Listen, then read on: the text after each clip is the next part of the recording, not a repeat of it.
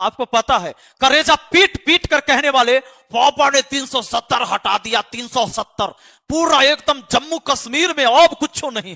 जम्मू कश्मीर की अगर स्थिति अभी भी सही होता तो ये 3 सीट से बीजेपी चुनाव जरूर लड़ती। और पापा तो एक बार रैली भी नहीं करने गए जम्मू कश्मीर में, एक बार भी चुनाव प्रचार में नहीं उतरे। क्या वजह हो सकता है, जरा आपको जानकारी होगा तो बताइएगा जरूर।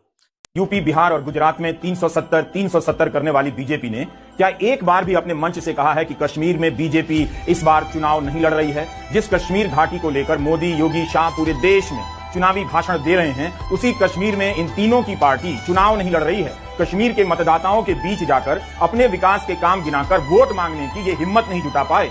आखिर क्यों बीजेपी कश्मीर के चुनावी मैदान से भाग खड़ी हुई? धारा 370 की राजनीति ने हिंदी प्रदेश की चेतना का गुड़गोबर कर दिया है। इसे लेकर युवाओं में इतना झूठ उनके भीतर बिठा दिया गया है कि अब संभव नहीं है कि वे सही तथ्य बताने पर समझ पाएंगे। उन्हें केवल कश्मीर का नाम लेते ही ताली बजाना आता है। बीते 10 सालों में उन्हें यही ताली बजाना सिखाया गया है। क्या आपको यह बात हैरान नहीं करती है कि जो बीजेपी धारा 370 हटाने को अपना सबसे बड़ा काम बताती है, वही बीजेपी कश्मीर से चुनाव नहीं लड़ रही?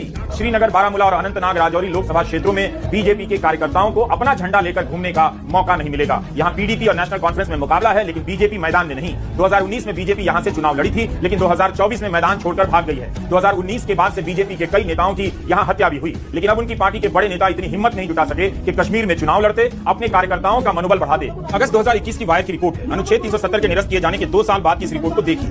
2 साल के भीतर जम्मू और कश्मीर में बीजेपी के 23 नेता और कार्यकर्ताओं की हत्या कर दी गई। ये जानकारी बीजेपी के प्रवक्ता अल्ताफ ठाकुर ने खुद ही दी थी। इस खबर के बाद हमने काफी कुछ खोजा, मगर बीजेपी कार्यकर्ताओं पर हमलों को लेकर क्या कदम उठाए गए, हमलों में कमी आई या नहीं, इसकी जानकारी हमें नहीं मिली।